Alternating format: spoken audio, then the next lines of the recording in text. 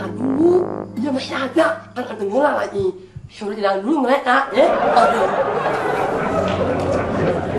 Ayo cepet dong. Ya duduk ya. Nah, duduk. Bentar. Aduh, enak adem. Mau ngapain kita duduk di sini?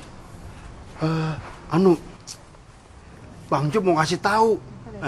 Kakak kamu mau ditembak sama si Fajar. Ya, tembak.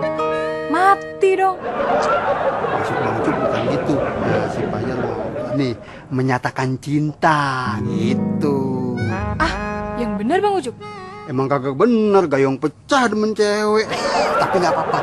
Soalnya kalau kakak kamu ada yang demenin, hubungan kita nggak ada yang ganggu lagi. Wah, asik dong kalau gitu.